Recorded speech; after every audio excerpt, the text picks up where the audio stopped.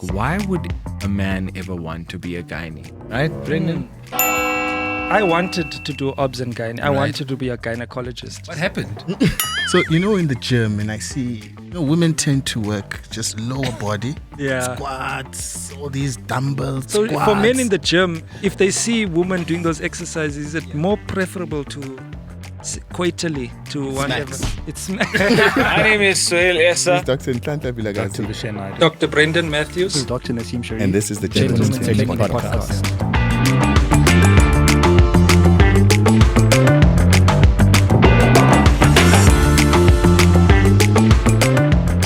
Good day and welcome to another episode of the Gents Clinic podcast. 6 South African male medical doctors on a mission to change the way in which we perceive men's healthcare. Yeah, it's the Gents Clinic. We are specialists in restoring male confidence. Gathered here in the studio today, we have 2 lovely new guests that I would like for them to introduce themselves. So, starting with our lovely lady, the first, the only so far lady that has ever been a guest on this podcast, Dr. B. How are you doing? I'm all right, thanks. How are you? Good. Tell us a little bit about yourself. Look into the camera. I thought it would be a bit boring if I introduce you. So I want you to sell yourself to the camera. I mean, not like that, but I am Dr. B Sumbulo. I go by the name of Dr. B. I'm a general practitioner based in Johannesburg, South Africa. I'm a mom. I'm a daughter. And I absolutely love what I do. I've always known from a very young age that I want to be a GP, actually. And I'm content. Dr. B from the Healthcare Hive. Honey for your soul. Thank you, Dr. B. Next in the studio, we've got our esteemed guest who is a gynecologist, and he is going to introduce himself. So tell us, Dr. Kwa-Asante, a little bit about yourself. Yes, so my name is Dr. Kofi Kwa-Asante. I am a specialist obstetrician and gynecologist, currently practicing at Four Ways in Johannesburg. I graduated from the University of Pretoria with all my undergrad and postgraduate degrees. I love obstetrics and gynecology. It really is everything that I am. I love the aspects of childbirth and delivery, as well as the aspects related to women's health and women's care. So much so that I've actually written 2 books on the topics that pertain to my area of specialty. And yeah, I think we'll probably get into that a bit later. But yes, happy to be here. And yes, let's go. Thank you. I think it's interesting that our 2 guests actually studied together. Yeah. That's what's up. Yeah, you guys both from the University Tuks of Nix. Yes. The most useless university in the country. Wow. Same class. The ones that we rejected so that we could go to the best university in the country. Which is what again? The University of the Witwatersrand. Thank you. You can dream. Wow. No, I'm just kidding. And I think very interestingly, how we were introduced to you, Dr. Kofi, is you actually delivered Nhlanhla's twins. 100%. Did you pull them out, or did they pull you? One of them bit the umbilical cord of himself. 50-50 thing,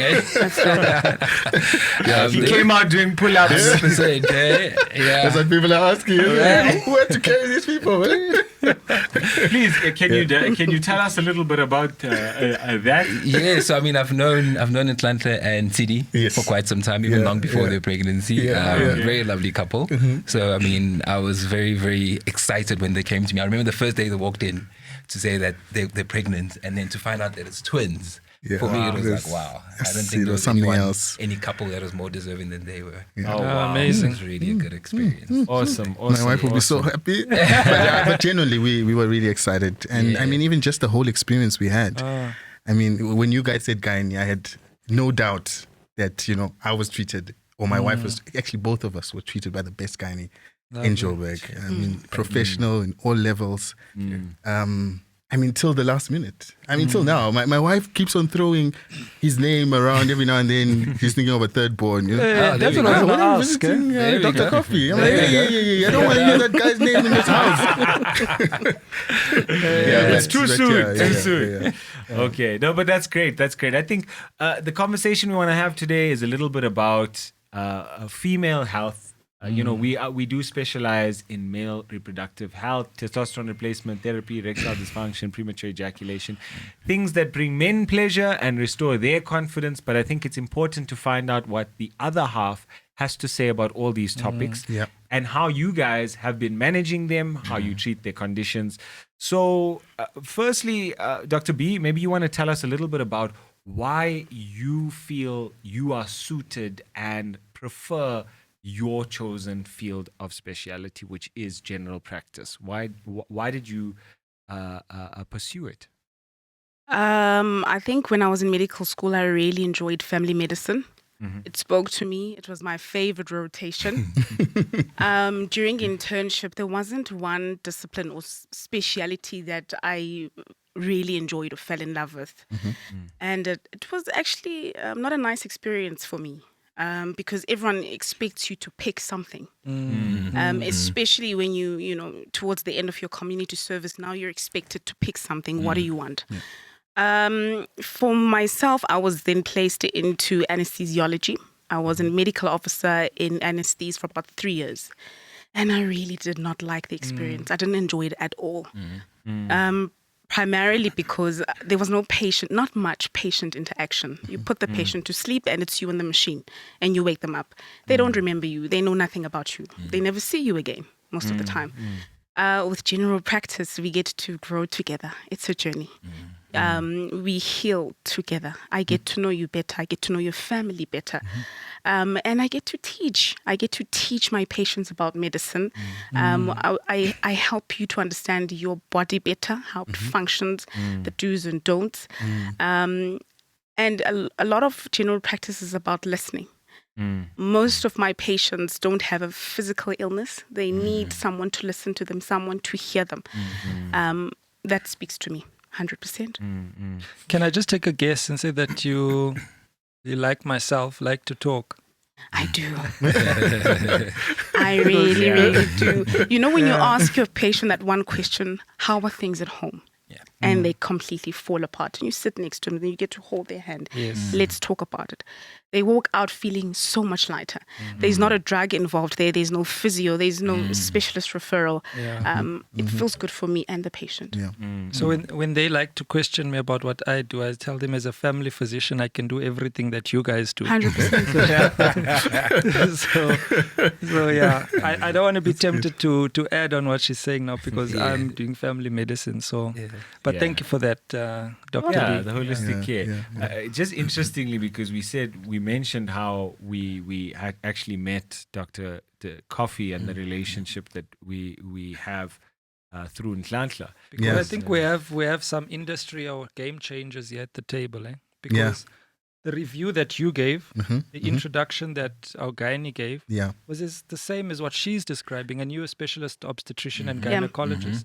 You know, so at the surface already, it looks like he's treated you so well that he's treated you as people, as human beings, you know, and not just as another lady who's pregnant with twins and oh my God, it's a high risk multiple pregnancy. I need to get this out, you know. Exactly. So so I'm happy that we've actually got the two of you. And that leads us towards our next question, Dr. Kofi. Yes. So, you know, as men, Brendan, you were saying this, you know, as in medical school, and I suppose for a lot of the lay people, 100%. they often look at us and go like, why would a man ever want to be a gynae? Right, Brendan?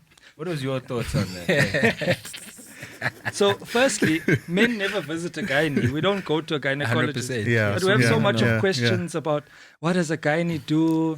What does he see there? And so What is he doing there? What does he interact? What are the things he finds? And So then that's how what- does he go home? Yes, And and, have still, a and still And interact. have a relationship. relationship. Yeah. No, So I think definitely. at a medical level, we would understand. that, you in a different mindset. 100%. Yeah. 100%. It's medical. It's not. No, but I remember we actually once had this chat at varsity when, we were obviously very interested in the study of the female genitalia. As young men. We were quite exceptional. Yeah, the theory and in the practical. both course and intercourse. Of course. So- Wow. Love it. So That was my question. so- Look, yeah. No, sorry. Yeah. So I remember you once asked me that, Lida, you seem to be very good Yeah. academically in the study. In the study. And the other study. So why not just focus entirely on gynecology? Yeah. So I wanted to do obs and gyne. I wanted to be a gynecologist. I was looking at our yearbook. And I wrote there, in 10 years, I'm going to be a specialist gynecologist. What happened?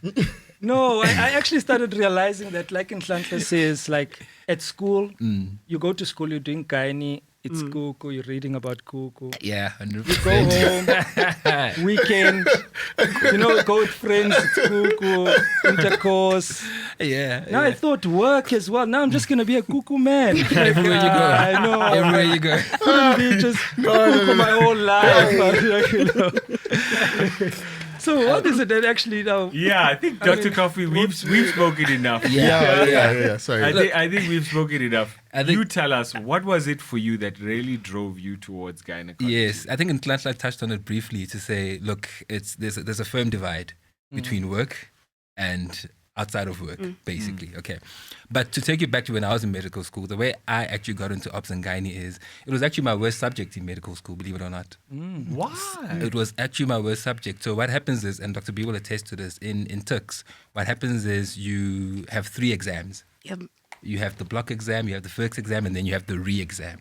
So the re-exam is that exam that if you don't pass, you're literally going to repeat the year, right?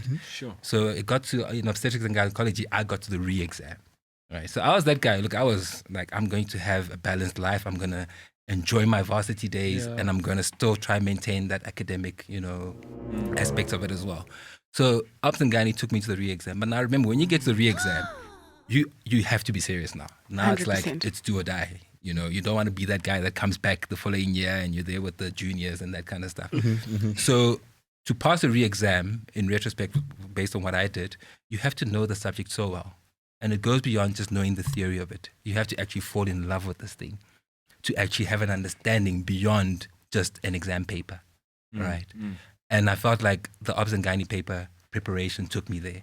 Because I felt like I have to do something here that I've never done before. I need to fall in love with this thing. I need to understand this thing. And I need to make it a part of me. And in that process, obs and gyne became my best mark. Wow. From literally my worst to my best. Can I quickly just interject, because it seems like you have still a lot more to say. But the re-exam, right? Do you do the first exam and second exam? If you don't do well enough, then you come back for the re-exam. 100%. So there's a baseline that you need to meet, like a percentage. If you don't get that, you get shoved onto the next exam. I see. And the next, so they're giving you you have 3 opportunities. Extra chance. So by the time you get to the re-exam, it's like, you've been playing around, hey? I need to get serious. And I won't lie, I was that guy. She'll testify. I was that guy who was just I was doing house committees. I was doing serenade and seri in Turks. I was that guy who's just I was the chairman of my house committee at one point in my final year. I was the chairman of my house committee.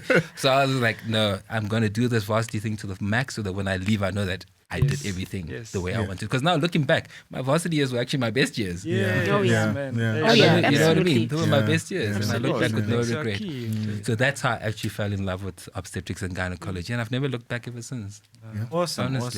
And then to touch on what we were speaking about, they had their opinions. I'll give you the metaphor that always has stuck into my mind. Someone once asked me, so tell me, if you work in a sweet factory every single day, the first thing you do when you go home is not want to have a sweet. Right, yes. So tell me, you spoke about the mental and work divide. Yes. The divide. How do you manage that divide in your mind? Look, obstetrics and gynecology is a very stressful environment. It's a very stressful profession. I think that's why a lot of medical professionals steer away from it. Yes. Because the hours are crazy. And also, you don't have time to think of it in any other way other than We need to get in, do the job, and get out. Yeah. You don't have time to sit there and fantasize and be like, ooh, actually, yo. You know what I mean? Ooh, actually. No, when you're in there, you are literally, you want to get in, help this person, and get out. And you're not looking from a point of view of pleasure or from a sexual point of view. Sure. You're looking from a point of view of, there's something wrong here. And I need to be the one that finds out what that is and fix it. Yeah. Right. I think you know, one of the things that I found in my life, like older men would come to me at the braai. People in my family would be like, "Hey, you must specialize. You must become a gynecologist." And I was always like, "Bruh, do you think they bring us the nice ones?" That's a good point. Can I actually ask something on that? Yes. And before I ask my question, I want to maybe give some context so it doesn't seem like I'm just clowning or whatever. So I teach undergrad students, final year primary healthcare students.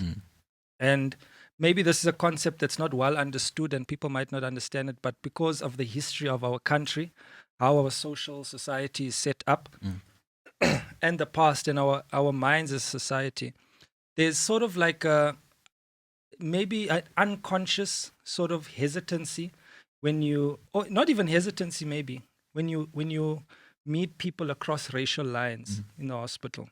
So we train at Wits specifically, and maybe across the country, with largely lower socioeconomic and black population, and that's who you're treating in your government and clinics and sort of. Yes. And then you'll find people like even fellow doctors will be like, I don't want to go work in the suburbs. They have white people. No, I don't want to see white people. You know, you might, I don't know, is it intimidation or what is it that it is, you know, that you feel sort of, I mean, it's a patient across the table, but because they're white and they ask you extra questions, now you sort of want to back off from that, you know. So my question is really, and this is probably what people who know you or see your social media, don't know you, see your social media, and they say, this man is treating celebs, man.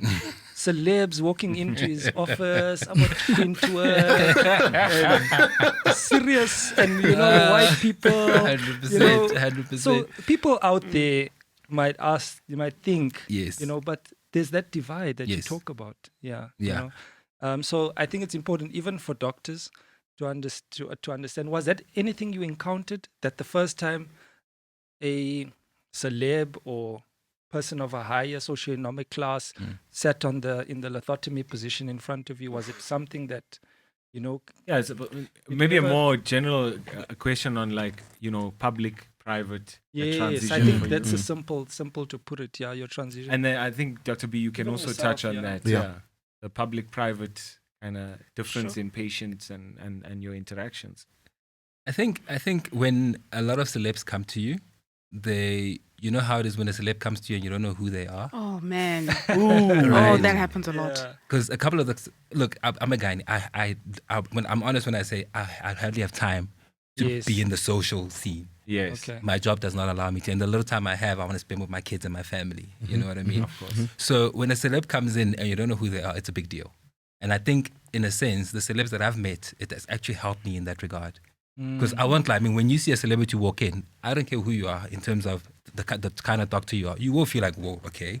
Yes. You know, there'll be something that comes over you. That's what I'm trying to explain. Right? Yeah. And you still need to maintain that level of calmness and that coolness that will still allow you to execute your professional duties professionally. Right?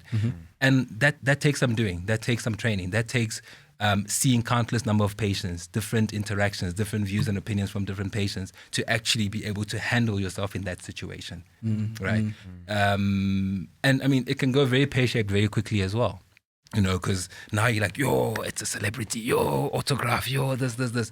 But you have to literally bring almost like pull yourself towards yourself and be like, listen, I'm a professional. I'm here to do a job. And they need to also see that in you, that this person is not just a groupie.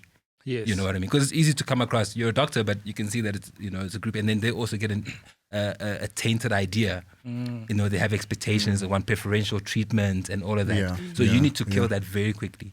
But it does take a bit of time to actually get to that level where you're able to literally put out the flame of expectation from different patients.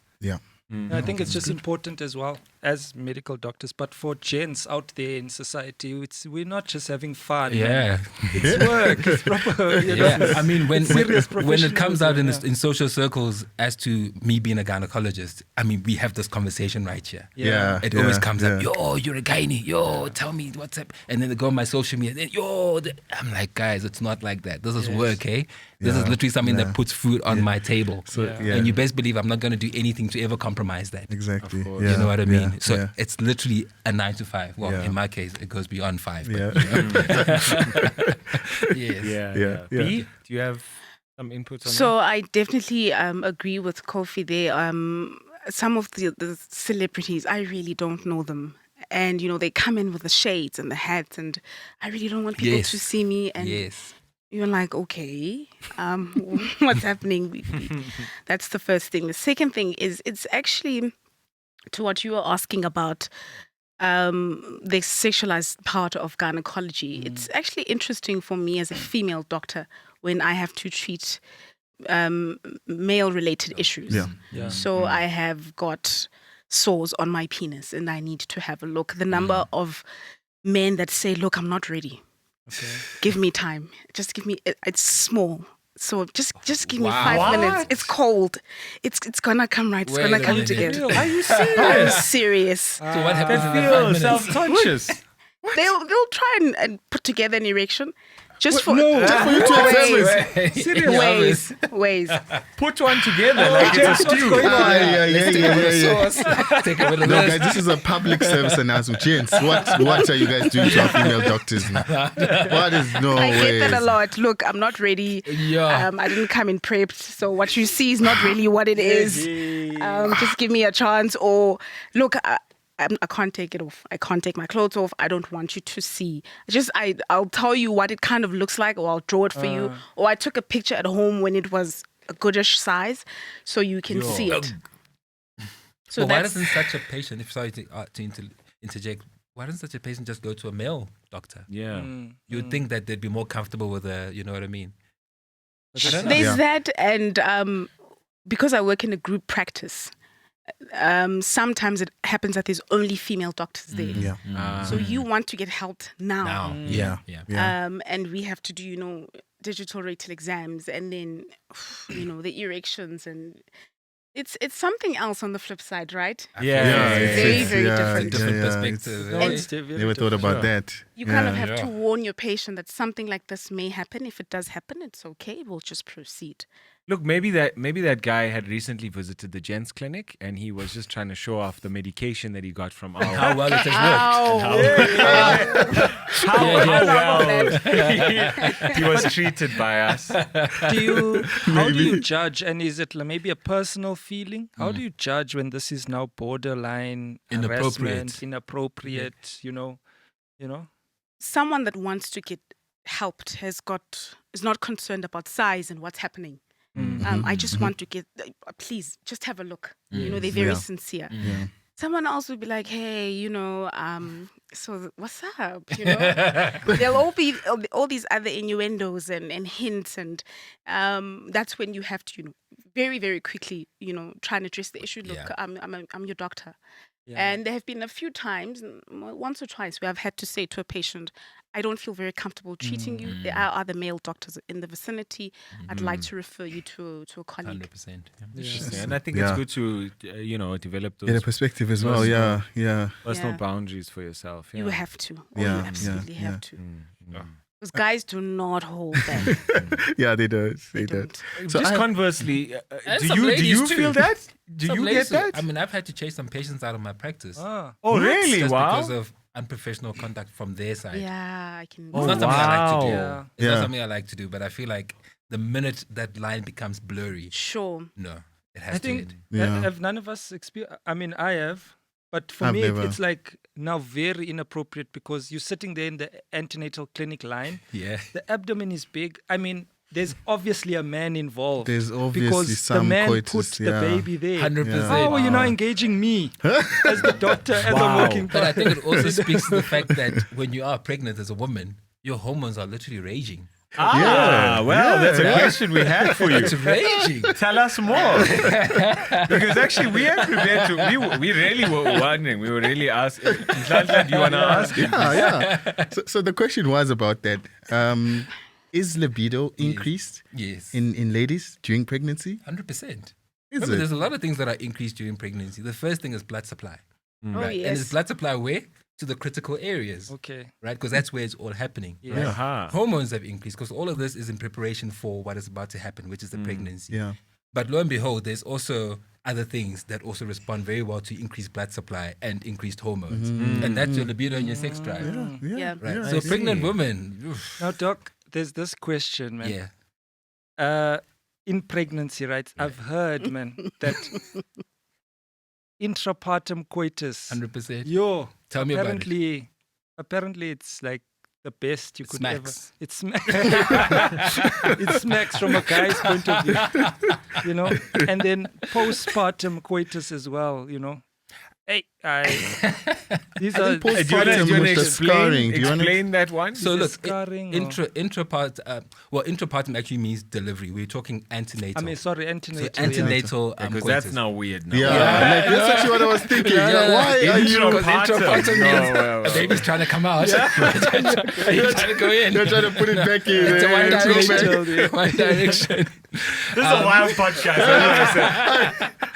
This is the wildest I think the episode. cameraman's about to fall over as well just now. Okay. So Tell us now. Let's get serious. So there's Yes, antenatal, antenatal. and there's postpartum, which is Yeah. after Yes. delivery, right? Yes. So antenatal means while she's still pregnant. That's when the hormones are raging, right? And remember, intercourse, like I said, it's a combination of, it's a psychological, it's an emotional, it's a physical, it's a hormonal thing as well. So intercourse during pregnancy, definitely, it is heightened in terms of the feeling and the pleasure associated with it for both men and women, right? The problem with postpartum or after delivery is now this woman has a baby, right? This woman has gone through 9 months or 10 months sometimes of pregnancy. Yeah. Her body has changed, right? Yeah. So she's not feeling like the most attractive person out there. So the last thing on her mind is intercourse. Okay. Mind you, the first thing on the guy's mind is, okay, also, listen, yeah. 'cause Yeah. some men would actually abstain from intercourse during pregnancy. They're Because they're missing like, out. right? I don't know, but I heard. but it's out of fear, and it's also a bit of misinformation that listen, when they do have intercourse during pregnancy, they can hurt the baby, and and what is actually a fact is, look, after intercourse during pregnancy, there will be a bit of spotting. That usually happens, and that usually terrifies some men to the point where they're like, yo, never again. You know what I mean? So it puts them off. But look, actually, that is actually the time when it's actually most pleasurable for both the men and the woman. And even if you as a man don't want to, the woman is going to hunt you down. Because these hormones are literally, it's a physiological thing. It's not something that they're necessarily in control of. So the best thing you can do as a man is try to meet them halfway. Can I just ask, you speak about women who have a long duration of pregnancy, so at 10 months. Would you recommend sex as an induction agent? 100%. I recommend it all the time. Okay. Because we're talking sperm. And sperms stimulating prostaglandins, which then encourage cervical ripening, which it essentially becomes labor. So I always advise my patients from about 37 weeks onwards, if you're aiming for a normal delivery, have intercourse. The way you started it is the way you must finish it. I love it. That's what I tell them. The way it starts. The way you start is the way You've come full circle. Yeah. Literally. So that is actually proven to be a way to actually naturally induce labor. There's artificial ways with medications and prostaglandins, but we try to avoid that unless we absolutely have to. Yeah. So I have a question, right? I've heard, this is from gents who've had, the ladies deliver through normal vaginal delivery, like, Dr. Matthews, that apparently postpartum vaginal vestibular scarring, it can be something else, man. Just the stimulation is insane, Contrary to what gents think. They think once the lady has delivered, it's now a gaping wound. No, sorry to describe it like that.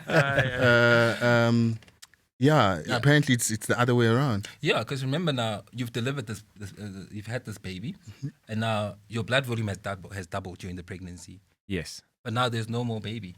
But all this blood volume is still there. So in that 6-week postpartum period, you actually find a lot of people coming back and they're already pregnant. Yeah. Why? Because the pleasure is heightened. But the woman, that would be the last thing on the woman's mind, however. For the first month. Couple months because Yeah, there's a new baby, body shaming, she feels like she's not pretty anymore. But if you do happen to engage in intercourse, definitely How long should you wait to have intercourse? after delivery. Postpartum. Well, I guess it also depends on how you delivered. Because obviously if you had a C-section, Sure. healing, scar, that kind of stuff, it may take a bit longer. Normal delivery, a bit quick. I mean, in our government clinics, when you deliver a normal vaginal delivery, you're out 6 hours. 100%. You're gone. Yeah. So that's us saying that you're good to go. Yeah. But the biggest thing as far as recovery is concerned is contraception. Because a lot of people will not usually have contraception within that time. Our government clinics are actually doing quite well to either maybe insert the implant before you go. I know we were doing this as interns. Sure. Insert the implant or maybe give you the injection before you go. Yeah. But I feel like maybe a bit of information is lacking there because I also see a lot of patients who will come back and be like, yeah, they just jabbed me. They just put this thing in my arm and then they'll come back and have all the side effects and not know what exactly is happening. Especially with the injection because now they can't fall pregnant after stopping it. Yeah. And then it's a thing of there was just misinformation. But I mean, as far as to answer your question, when can you have intercourse? I think if you're able to have the adequate contraception in place, and I don't mean pull-out method, by the way. That thing doesn't work. It doesn't work. So it's a matter of seeing your gynae to see that you have recovered if it's a C-section. But a normal delivery, you can usually get back a bit quickly. I'd say within the first month after a normal delivery. There was a I can't remember if it was a prof or one consultant said when the placenta's out, available. I I'm telling you. The next one in. Wow. Yeah.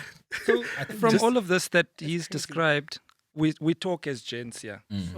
Obviously speaking from a specialist point of view, but as a personal point of view, if you're willing to share anything that maybe contradicts or different experience, if you're comfortable to. You did say your mom, you put that out there. Well, I will say this. I think my libido was, up there Okay. during pregnancy. And I was ready to go after the baby was delivered. Placenta out. Yes. Unfortunately, I did have a Caesar. Oh, So okay. it took a bit longer. But I share Kofi's sentiments, definitely. Is it? Okay. Is it? Okay. Oh, okay. Another one from me, Kofi. I think it's a question I just got from what you were saying, that because of the misinformation or no information post-delivery with the implant or the injection, whatever, you said something about women struggle to fall pregnant. 100%. Are you saying after the duration of action of that drug, or? Yes. So when you're counseling someone on contraception, you must always look at the time for return to fertility. Right. And I think that's something that we don't usually include in our counseling sessions. So you want to prevent pregnancy, but what happens when you want to fall pregnant? How long is it going to take you? Because I see a lot of patients who are frustrated, particularly with the injection, because that is known to take the longest. I mean, I've had patients who take 18 months to 2 years after stopping it before they can fall pregnant. Now you can imagine relationships will fall apart because now the guy thinks, it's you, the woman. The woman says, no, it's you, the guy. And then that's how, relationships fall apart. So I think there is a bit of a gap when it comes to counseling, pre-contraceptive counseling, that needs to be filled. And it can cause a lot of frustration for many patients. Yeah, I think, look, it's fertility and contraception, it's catch-22 in our society now, government implements good contraceptive measures via primary health care and promote women to sort of choose their path. Contraceptives were started in the 1960s and it saw a huge rise in women now choosing to work and are able to work and choose the lifestyle that they want. But I think let's open the floor to chat a little bit about fertility. And I think currently, as I don't have any stats to support this, but I have heard and have seen and just chatting to other colleagues about the increasing levels of infertility in our society now. Why do you guys think that this has become something, or is it something that you found? Definitely. I'm seeing more infertile women than I am seeing women that are pregnant. Sure. Wow. That's crazy. It's crazy. Is this a field of your expertise that you... Yes, 100%. Because I have colleagues who specialize. So obviously you're a gynae and then you can choose to super specialize in infertility. Those clinics are packed. Sure. Those clinics are packed. And I think it's multifactorial. when you talk about infertility, there's not one thing that causes infertility. There's definitely many aspects that contribute. But to pinpoint the one thing and say, yeah, because of this, you're going to be infertile is very hard to do.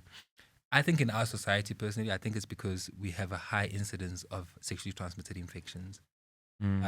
Because remember, that's the one thing that will end up distorting the anatomy of, well, from a female point of view anyway.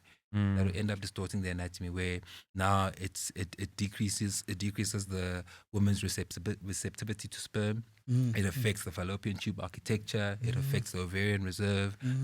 All of these factors that would affect a woman's ability to fall pregnant. And obviously, if you have a sexually transmitted infection, the idea is you probably wouldn't want to have sex until you're sorted. So it also puts you off. Libido would be on the ground. You're not trying to actually conceive. But when you do, problems arise, because even after you've treated the primary infection, that's when you actually get what we call the sequelae of an STI. That's where the scarring happens. So once you've healed, you're fine down there, but the damage has actually already been done. You know what I mean? So the idea is, there's a high rise of these infections in our society. I'm talking syphilis, herpes, chlamydia, gonorrhea, the HIV, which that's a big one. All of these, I believe, are contributing to a high incidence of infertility, female infertility anyway, in our society. I don't know how you've seen it, Dr. B. Yeah, I see a lot of infertility. And a few of my patients have brought this complaint across.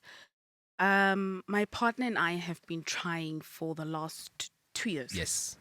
And my gynae says it's fine. Just keep trying. It's still early, especially if it's a woman under the age of 30. You still got time. It's okay. Relax. 100%. How, or rather, when should a couple start to panic? I think when it worries them. So it's very hard to put a timeline to it. I mean, when we're taught, we're like, 6 months of trying 3 to 4 times of intercourse per week, unprotected intercourse. Sure. And if you're not pregnant, something is wrong. But that is textbook. And I've learned in private practice, nothing is textbook. Oh, yeah. Nothing is textbook. You learn new things every day. So what I tell my patients is, look, when you guys start trying, if you get to a point where you're worried that it's taken too long, come through. Be that 2 months, be that 3 months, be that 4 months, so long as you can tell me that you've been off contraceptive for the required time, and you've been actually having intercourse as prescribed, and you have normal menstrual cycle, or as far as the woman is concerned. So if you don't have that, we need to find out why it is you don't have a normal menstrual cycle. Obviously, that ties in with ovulation. Are you actually releasing these eggs at all or not? And if you are ovulating, what's happening with the fallopian tubes? What's happening with the architecture of your uterus? Can it actually hold a pregnancy? But you'll find in society, like I mentioned, all these tests that you can do for a woman, but with a man, you only need to do one test. One test, right?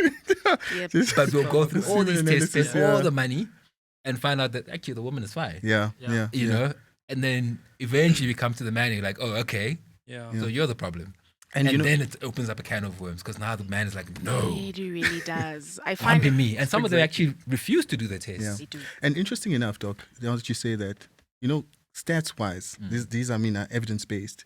Infertility between men and women is actually 30%. It's equal. 100%. So I mean, like you're saying, I mean, we're actually spending quite a lot investigating solely women, right? When we could just do one test for gents and get 50% of the problem out, sorted, and then see what's going on. One of my profs says, I mean, the first test you do in infertility is you come in as a couple, you do a sperm test. That opens the gateway for other tests in the event that is negative. Or there's a problem there. Really interesting. Sorry. No, I just wanted to ask. I mean, you spoke about infertility. We spoke about STIs, and I mean, just looking at what you guys were saying and the ping ponging there, it seems to be this picture that you guys are painting, that people like STIs are kind of increasing, and HIV is probably also increasing. 100%. Are you guys seeing a pattern where you're finding that people are struggling with these conditions more lately? I did present a study last time, but it was based on a rural area in KZN, and and in that particular study, they were reporting that, I mean, they were finding that especially certain pathogens, like like chlamydia, for example, was just going out of control in those places. Are you guys seeing that? Are people I don't know. Sorry, I must say, since I made the transition from public to private practice, I don't know where HIV has gone. Yeah. I see very little HIV in private. And when I do see it, the patients are very well controlled. They're just there for their repeats, no issues. I'm not sure Dr. what's the Matthews, contributing factor there. Can add on? When it comes to HIV, Yeah. I was going to ask a different question, but I think there's a lot of psychological, socio-economical issues that result in the HIV prevalence or incidence being so high in public as it is to private. It's poverty, it's drug use, it's poor education, it's access to healthcare.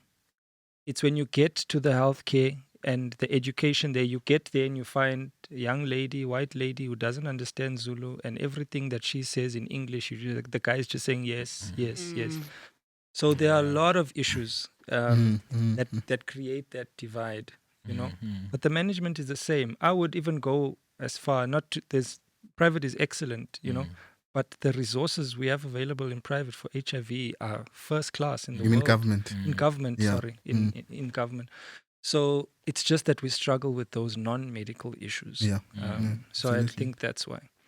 Okay. But I also think the stigma for HIV has died down a bit. It really has. Yeah. Like really no one has. fears HIV. You were telling us a study recently. Yeah, the study that alludes to the fact that condom usage is actually on the decline in our society. And that's due to what they found is that with the invention of these new HIV drugs, people are actually lessening the use of condoms because they have these drugs as a protective measure against these sexually transmitted infections, which is actually quite shocking. Against HIV, but they're still going to get the chlamydia. The chlamydia that's going to make them infertile. That's the problem. You see. So I wanted to ask, asymptomatic chlamydia or gonorrhea infection, does it also contribute to infertility? Because I think ACOG, which is American Society, they want every woman over the age of 21 should be screened for chlamydia with the NAAT. I think I was reading something like that. Why do they do that? Is it because does asymptomatic STI cause infertility? It depends. It's very hard to say that an asymptomatic STI would result in infertility because for you to have an STI, it's the classical symptoms of itching, vaginal discharge, and sometimes even lesions, depending on the type of STI that we're talking about. And it's only when you have that acute phase infection that you actually get the chronic phase thereafter. So it's very hard, the inflammation and the scarring that actually ensues thereafter. So it's very hard to say, if you have asymptomatic chlamydia, that you'd probably be prone to the infertile aspects or that results. So I asked that because there is a lot of asymptomatic STIs. Someone, we always used to say, I don't like, we always used to say, we used to say that you look first before I go down there. But looking, actually, we found it's actually the weakest. It's the weakest mode of knowing what's going on. But to touch on that as well, we're asking women to go for their pap smears on an annual basis. Yes. Right? And one of the things that we can pick up with a pap smear is chlamydia. Okay. Right. So if you as a woman are taking care of your health in that regard, a pap smear, HPV is asymptomatic. 100%. Right. But the minute you have it and it progresses, we're talking cervical cancer. That is really, really serious. So in you going for your annual checkup, we should be able to pick up these asymptomatic STIs that can cause problems in the future. Sorry, just to digress a little bit. What I've also picked up with my patients is that there's a lot more secondary infertility as well. Yes. Just to put it back to you, Kofi, what do you think is the cause of that? Causes of secondary infertility. Yeah, I'm seeing a lot of it. It's quite crazy. It could still be. Is could there still be the even infections. It could still be the scarring. Look, the causes of infertility are the same. It hasn't changed essentially over time. So what I would think would be the times that we live in now. Like I said, there's a lot more promiscuity in our society. Oh yeah. Right. The whole thing about decreased condom usage as well. And also, one thing that we don't mention is surgery, post-surgical scarring. I'm always of the opinion that the minute you enter a woman's pelvis, there's some degree of her fertility that you take away. Not that you do it intentionally, but invariably whatever you're doing in there has to heal.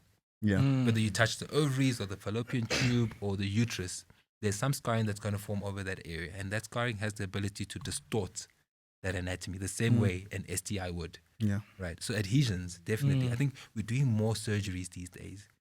Oh, Some yes. necessary, Yes. some unnecessary. That's another debate. Yeah. Yes. But I think that is also contributing the overuse or the performing of unnecessary surgeries. I mean, especially when it comes to C-sections. I mean, that's the biggest one as far as my profession is concerned. Yes. Yeah. I mean, in private practice, the C-section stats are through the roof. Yeah.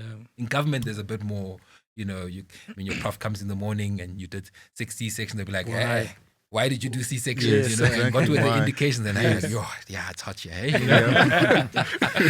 So in government, you're kind of trained to actually go the normal route as much as possible, which I personally believe is the right way to go because it's much better for the patient, to be honest. The recovery, the less comorbid conditions, it's unmatched compared to a C-section. I mean, there is a place and a time for a C-section, I believe, but let's use it then. But these days in private, we're doing it as cosmetic surgery, really. Jeez. We are. It's crazy. Get admitted, and the nurse asks, "Are you having a C-section? Are you booking for normal?" Yes. Exactly. Yeah, that's what happens now. That's what Right. happens now. And I mean, do you get patients that'll just come in and say, "Hey, doc, I'm pregnant and I came to you because I want to have a C-section." 100%. Patients will actually come and tell you. And you just counsel them and say, "Well, look, if that's your choice, we can go for it. Yes. But I'm gonna advise I'll counsel you, but I'll definitely add my 2 cents. Mm. I'll definitely add my professional opinion as to why I think it may not be the right choice for you, especially if you don't have an indication. Look, granted, you saying you want a C-section is an indication. We call it C-section on patient request. It's perfectly an indication, and you'll sign for it and we'll still do it. But I feel like I have an obligation to you as a patient to let you know what exactly it entails. Exactly, yeah. Which I'm sure. Sorry to cut you there. I'm sure a lot of women don't know about this. You just think, natural C-section. My doctor will just do it if they have to. I mean, most of the time, I'm sure you have to. But I don't think people actually have the depth of knowledge to understand what you're causing to your anatomy. Yeah. Yes. Besides the scar, I mean, people only care about the scar. Yeah. Yes. And I mean, just from personal experience, my wife's scar is this small. It's actually nothing you should care about. But the anatomy and all that stuff. I mean, that's probably Don't know something what's going on you inside. should consider. Yeah. Before we leave the STIs, there's something I just wanted to call gents out there to order on. I don't know if you guys have come across it, but when we come to warts are sexually transmitted, 100%. right?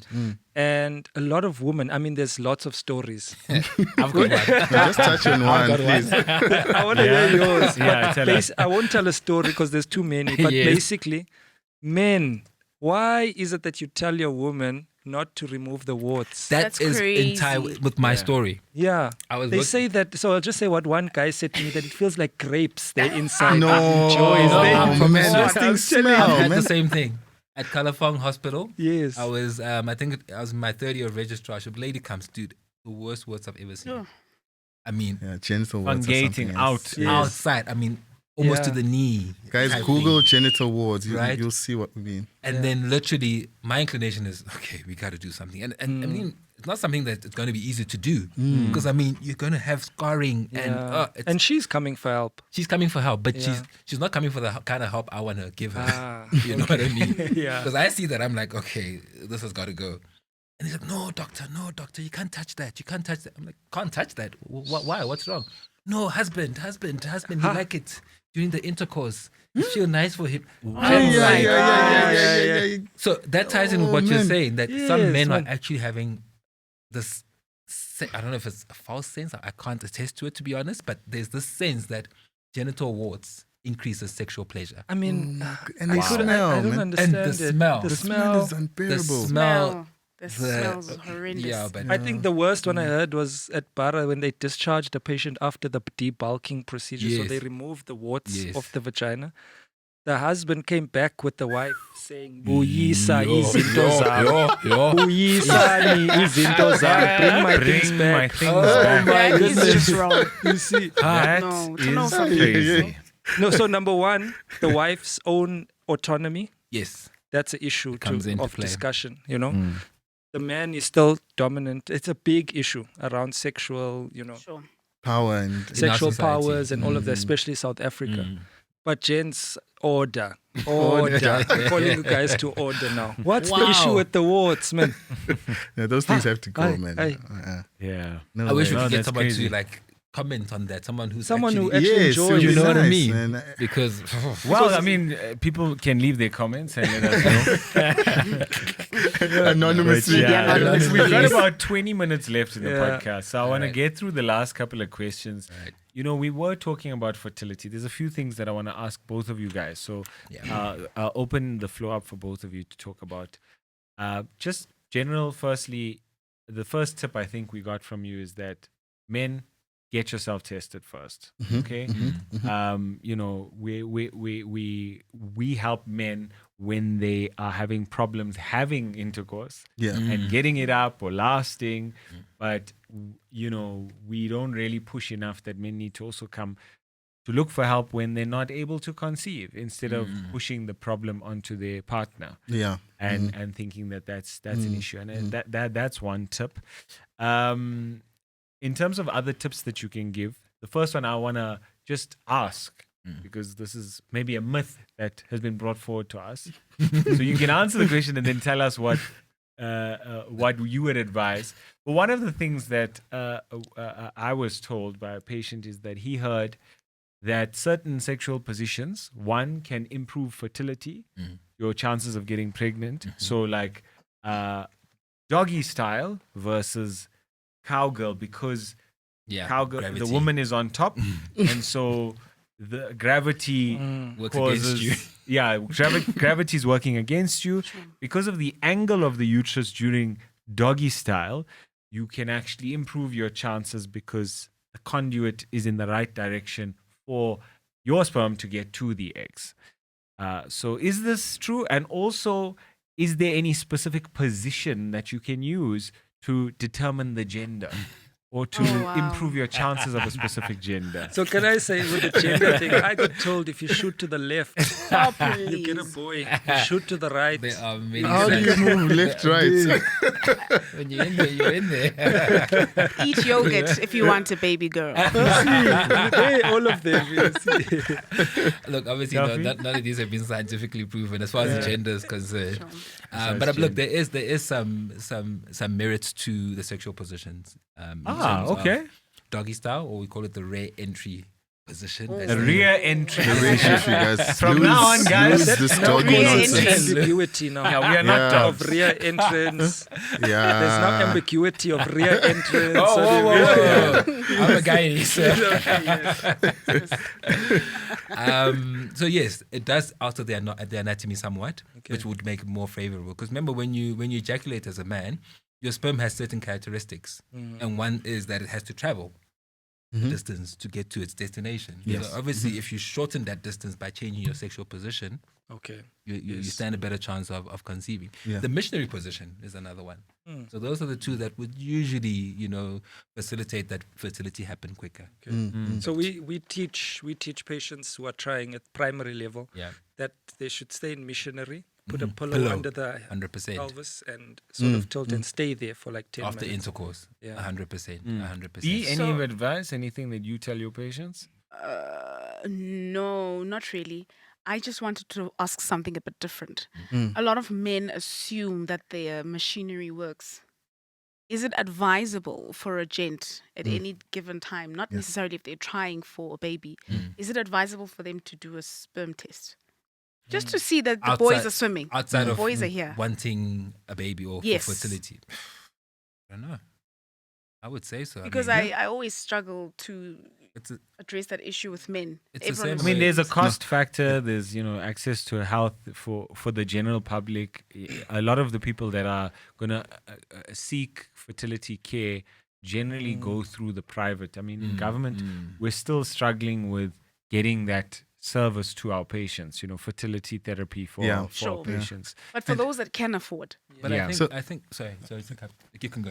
Okay. No, I just wanted to add another problem I've noticed, especially with men, and when you start that discussion, they need an ejaculate, right? They need you to produce. Yes. Yeah. Sure. And I mean, asking a gent to go now jizz. In the clinic. Is it a problem? though? Masturbate. Is it a problem? In a room for scientific purposes. I don't I work. get that be complaint tough. a lot. Yeah. So Really? I think not enough is also being invested in terms of actually getting men studied and getting But know, how guys would you? I don't know. How do they get it? Just from the mind? Are they Yes, providing blue movies? Yeah. Then? Yeah, How they does it do. work? I've Yeah. heard Oh. of people that have gone to give their sperm samples. They say they go there. There's a nurse, and she says, "Hey, look here. Do you want a I mean- magazine? Do you want Yeah. a Guys, is it really that difficult? No, I think maybe go to northern. Go to Well, it depends. It depends. Go to on know the- in- I don't know if this happens in South Africa, but I know in other countries and more conservative, like in the Middle East and Yeah. stuff, you go there with your wife, and then Yes. you have Oh, please. intercourse, and just prior to ejaculation, then you you put in- because yeah. it's not really acceptable to masturbate. masturbation is not really acceptable in certain cultures and religions. Yeah. So that's the way that you get the sample. Yeah. That's actually what I wanted to know when I was gonna pose on you guys to find out that can you do this test at home? I'm sure it's allowed. What where you test? take I think the timeline. yeah. the the time timeline. is it? Oh, so you can't keep it. Because the sperm will obviously liquefy at some point, and then it doesn't make it. It doesn't give a true reflection of what the actual quality Oh, of the I sample see. is. So and Okay. you need cold storage immediately afterwards. I would think so. To be Yeah. honest, Not sure. as far as Yeah. But I'm I've not seen a entirely sure. spermogram. They look at the time to liquefaction. Yes. Is so it? There's a lot of So- factors. so they get it immediately, and they also need to so the average is about 4 hours. They need Two- to two see to how 4 how long it Yes, actually yes. takes to liquefy as Okay. well. Okay. Yeah. So there's a bit of dynamics. But yeah, look, when women think about their health, they think I need to go to Dr. Kofi and get an infertility check. Men should also start thinking like that. 100%. You know? Yeah, the way We I say should. pap smears should be done on the yearly. Yeah. We should, but men are just too proud. Let's be honest. That's the problem. Yeah. if there's nothing wrong here, I'm not going. And for something to be wrong, I have to be struggling to get it up, Yeah. or Yeah. Yeah. And they'll be surprised how many of them have low sperm counts. Yeah. Yeah. How many men have I them? think So- it's such a sensitive issue, especially for black men. Mm. I mean, the idea that there could be something wrong with Impossible. Yeah. Yes. Yeah. Jeez, It's I non-existent. really Yes. struggle Impossible. with that one. Yeah. Yeah. Yeah. Yeah. But what I find, normally helps, especially with my patients and whatever conditions I treat, is to also try and tell them stats before. I mean, sometimes you can pick up what this person is here for, Sure. but they're busy shooting left, right, left. Just to say that it's okay. It's okay. It's okay. 50% of the chance is actually Gents. Did you know that? Yeah. And then they feel more comfortable to say, okay, maybe he's seeing a lot of Gents doing this, and instead of just saying, have you checked yourself? Then it's like it looks like You're pointing fingers. Yes, you're pointing fingers. and you think- Estimating him as a man. Exactly. Yeah. 100%. 100%. Their masculinity Yeah. So is fragile. tips, guys. What other tips do you give to your patients in terms of fertility, men Have and women? sex. Yeah. Lots have, of it. Have sex. Lots of it. And what I think, sorry, just to cut in, is people want to have sex around ovulation. I find that's a problem. Okay. Because when you're ovulating as a woman, you're going to be like, okay, baby, it's time, eh? And the idea with sex is it's more pleasurable when it's spontaneous. 100%. Right. Yeah, When it's planned and when it's time to the T, because now Yes. you have to come, and when you come, you have to perform now. You've probably had a hard day at work, Yeah, you're tired, you just exactly. want to come get. Now here's this woman telling you, listen, it's go time. Now that also speaks to the quality of the sperm you're going to produce. Let's be honest, because all of that stress and the day you've had, it does have an effect on the amount of ejaculate that you produce and the quality thereof. You know what I mean? So I tell my patients, look, if you want to fall pregnant, let's just make sure you're not on contraceptive. You've been off it for a long time. You're having intercourse at least 3 to 4 times per week, unprotected, obviously. And if you struggle in that time, come and see me. If you feel like you're worried, Sure. come and see me. You know what I mean? Sure. But this whole thing of, no, doc, we only want to have intercourse when it's day 14. Yeah, Because day 14, my eggs are good to go. No, the idea is sperm and eggs have a half-life. So you just need to make sure at any point in time, you've got some sperm Sperms are around. that are there. So whenever the intercourse happens, it happens. Yeah. Yeah.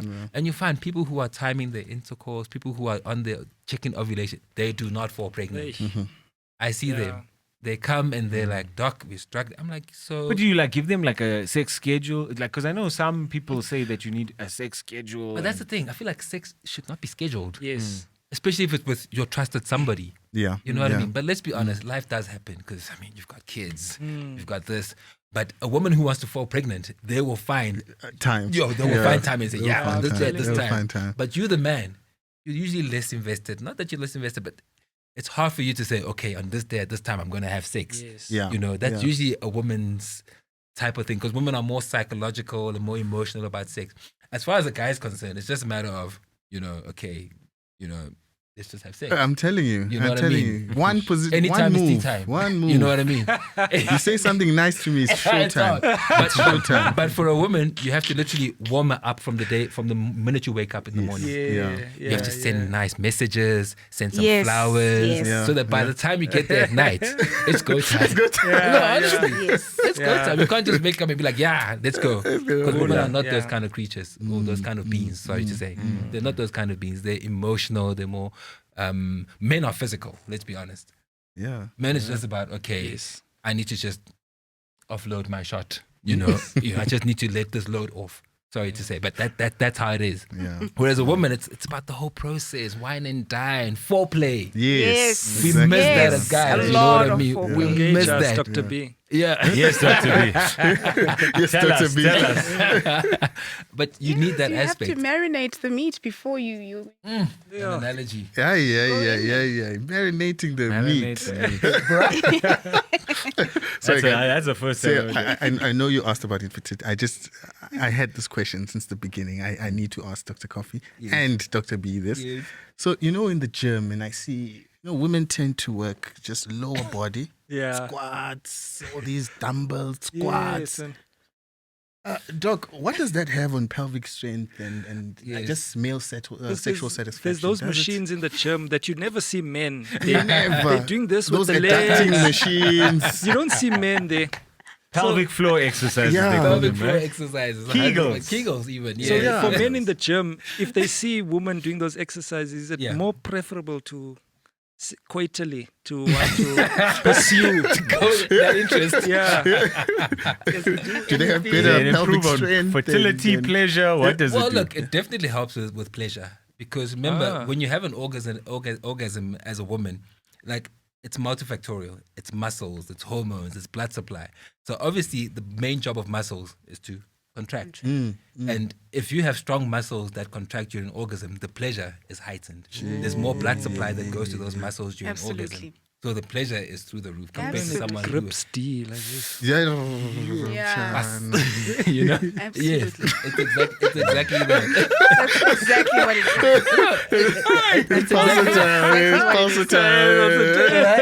is. So someone who is in the gym working on these muscles will definitely have better sexual experience compared to someone who hasn't. The same way we encourage women who've had normal vaginal deliveries to do their Kegels afterwards. Because the idea is after you've pushed out a baby, those muscles are weakened to a degree. I see. You understand? And then that's why the question people always ask, is it the same after a normal delivery? It depends. I mean, how are you doing your Kegels? Because Dr. B, I hope you're big on Kegels and squats and Doing them pelvic right floor. now. Aibo. But that's the thing about Kegels. You don't necessarily need to go to the gym to do Kegels. Because it's the littlest things. You could go to the loo and literally do your Kegels. You you hold it, and then you wee again. That's literally you doing that Kegel exercise just to get those muscles working from time to time. And men More can than do. enough. I'm doing Kegels right now. But you should. Because we always, It's so just Doc, that you're saying sensation Kegels- of stopping yourself from like the same feeling, when you get that when you need to pee Yeah. and you stop Holding it. yourself. Okay. That for a man even is a Kegel. a Kegel. That's Okay. how It's a Kegel. you Is can it? do a Oh, Kegel okay. as a man. Okay. And in fact, that's something that we often tell our patients who are suffering with premature ejaculation. If you do Kegel exercises, when it comes time for you actually to ejaculate, if you're strong enough with that, you can actually slow down your ejaculation by just doing a back. Kegel. Yeah. No wonder those guys in the gym who date gym girls, they look at us like peasants, man. Because clearly they are experiencing something completely different. completely that we don't know about. I understand those bras. so remember, aside from sexual pleasure, if you do have good pelvic floor muscles, men and women, it just helps you in the long term as well. Yeah. Because over time we're all gonna have some degree of pelvic organ prolapse. Okay. Incontinence, and for women you get uterine prolapse and those kind of things. So if you do actually do these exercises, aside for sexual pleasure, it actually stands you in good health place. Sure, that's good. Yeah, that's excellent. Good. Sorry, Swale. Then to go back to your serious question about fertility, you can go back. No. Okay, just on fertility. I mean, it's a serious topic. And sorry about interjecting with my silly question. But on fertility, I mean, we did mention the fact that most of the onus in terms of infertility is on the woman, or most of the time, whenever there's problems in a marriage, we tend to think it's the woman that's an issue.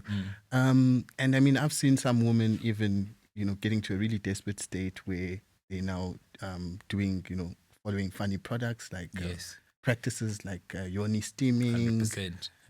What is yoni steaming? What is that stuff? Yoni pearls. Yoni pearls. So that's this new art, if I can call it, where women expose their vaginas or their pelvic areas to steaming, and the idea is that the steam has certain chemicals and herbs that are meant to rejuvenate the vaginal or the pelvic organs. So it's not fertility. It's well, look, a lot of women have said that they get benefit from it as far as fertility, menstruation, endometriosis, fibroids is concerned.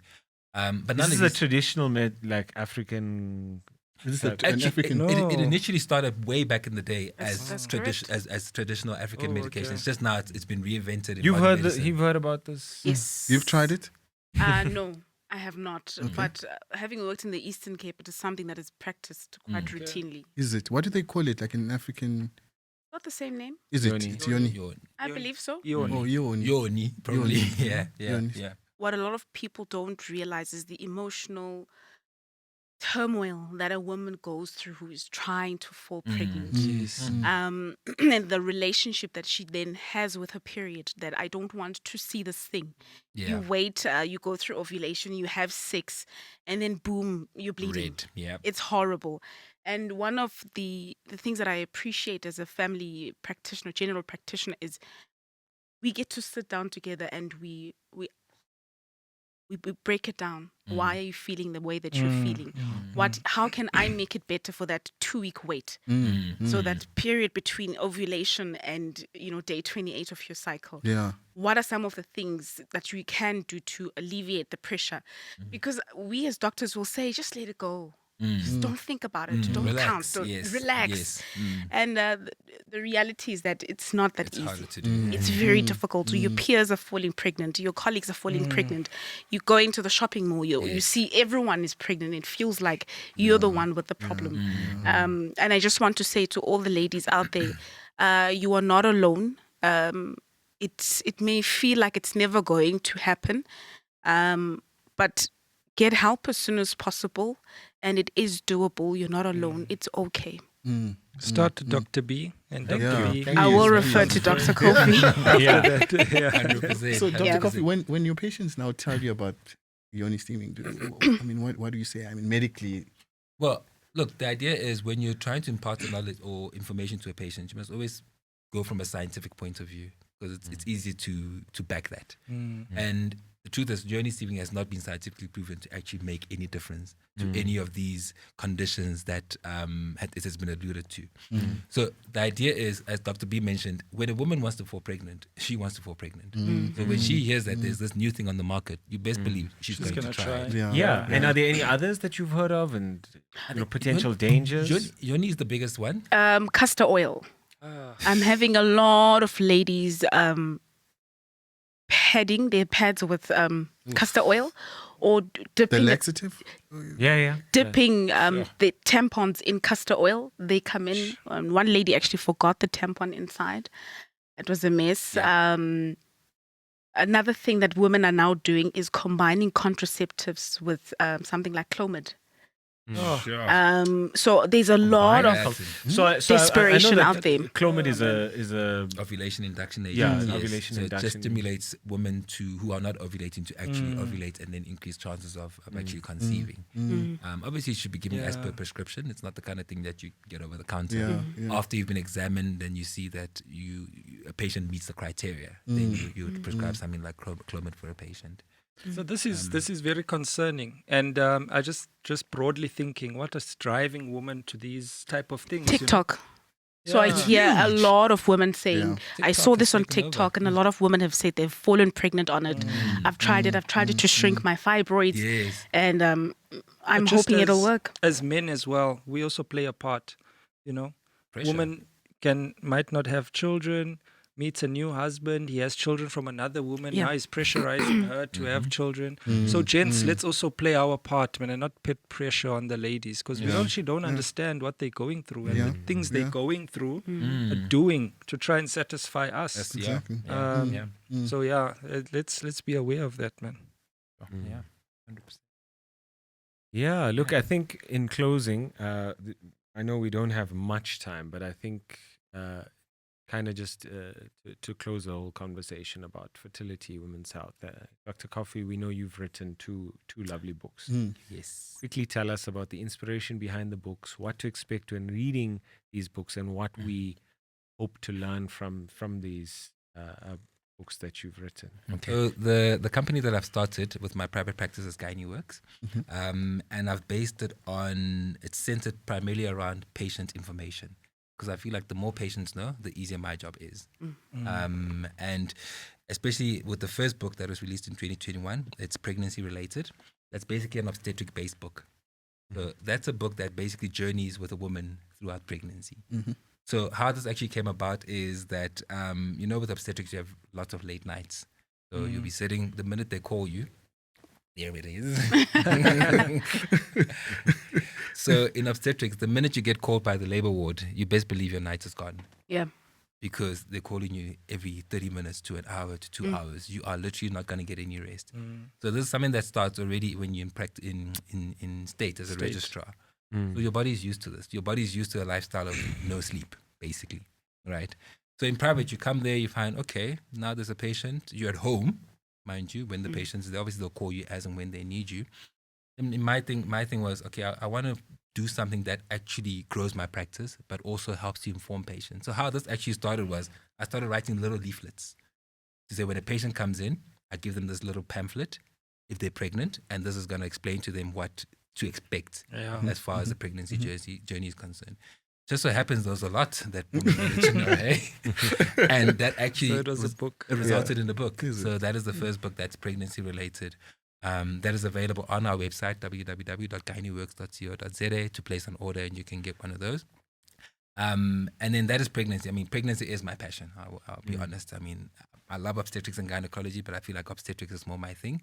But I felt like there needed to be a follow-up to this that tailors to the women that do not necessarily want to fall pregnant. Not all women want to fall pregnant, but they might have questions about women's health. And the common question you get is this normal? That's what a majority of women want to know. Is this normal? My period is going on for 7 days. Is this normal? I have lots of pain when I'm on my period. Is this normal? I have the side effect from my contraceptive. Is this normal? So basically, the next book that I wrote, which was released last year, is The Do's and Don'ts of Women's Health.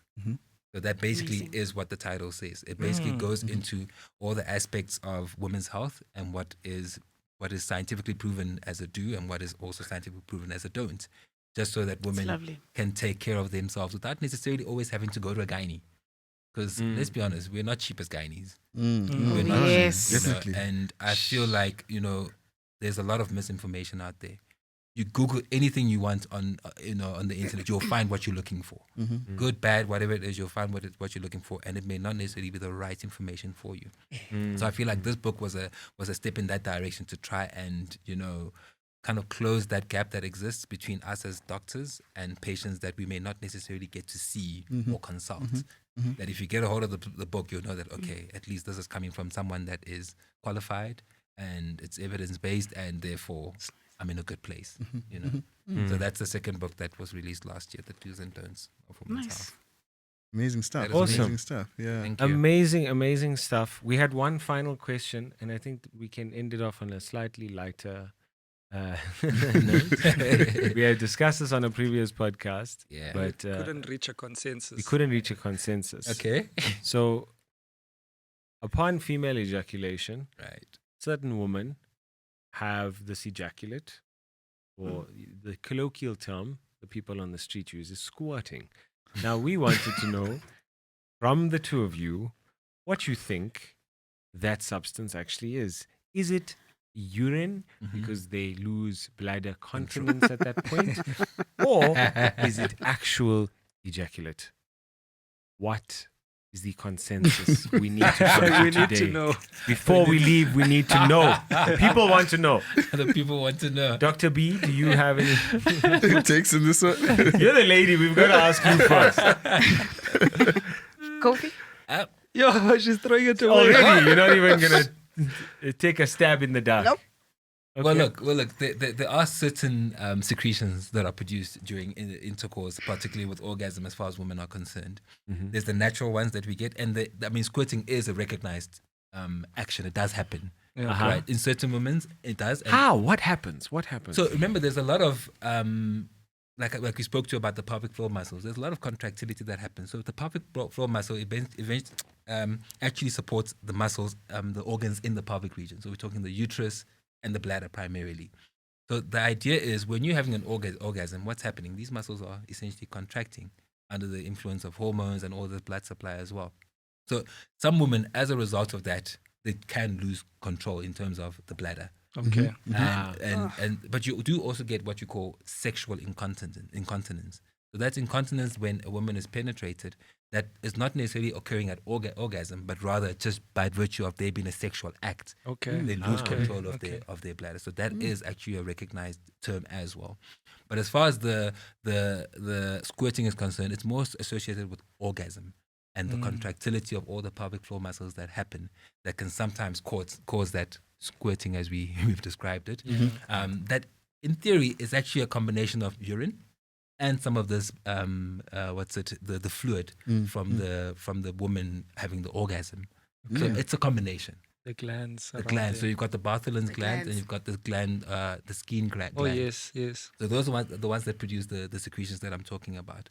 So part of it is from the secretions that would obviously be through the vagina, and part of it would be through the urethra, which is the opening of the actual bladder. So it's a combination. That's actually what we. Final. Dr. B, no additions? No, I've got a question Okay. All right. Okay. She ran away from that one. I think this one is important for men to understand. Yeah. Is a man being able to make you squirt a sort of accomplishment? Or is it something that women look for and say, yo, that man made me squirt, I'm going to go back. He's more alpha than the one who didn't make me squirt. He does his Kegels. Yeah. No. So is that some, because men have this, this presumption that, yo, I made this girl squirt. I've never done that. You weak. No, I think for most, well, not for most women, but a woman's orgasm predominantly lies with her. She determines if she's going to orgasm or not. Amandla. A lot of the time it's in the mind. You need to relax. It's like swimming. Once you relax, you let go. No body issues. You're in the moment. You're with your partner. It's very intimate. You will arrive at your destination. It cannot be about the other person. Okay. It absolutely cannot be. You can change positions. You can do whatever it is that it takes for you to orgasm. But I think it's a little bit unfair to put it on your partner. Okay. It's men who gents, put it you're on fine. themselves. Gents are fine. No, gents are fine. 2 centimeters. You're doing very well. Any issues, it's in your head. It's all in your head. It's all in your head. Look, there are tricks and things that a guy can do to make the experience a little bit better. But predominantly, ladies, just relax. Just relax. Just putting a lot of just swim. stress on us men. And it's giving us a lot of business, so keep doing it. But I think that definitely brings us to a close for today's episode. And thank you guys so much, Dr. B Sumbulo, for joining us, and Dr. Kofi Kwa-Asante. We've had a really good time chatting fertility, great. women's reproductive health, and we had our first female guest who is also a doctor to share all her perspectives. I think it's been great. Tune in again next month for another episode of the Gents Clinic podcast. My name is Dr. Soil Essa. Dr. Kofi Kwa-Asante. Dr. Ntanta Vilakazi. And just to correct that, we've actually had a female Sangoma on the show. Oh, yes. Oaks. Oh, yes, we did. Dr. Ntanta Vilakazi. Oaks. Dr. B from the Healthcare Hive. Dr. Brendan Matthews. Gents Clinic Podcast, episode 8.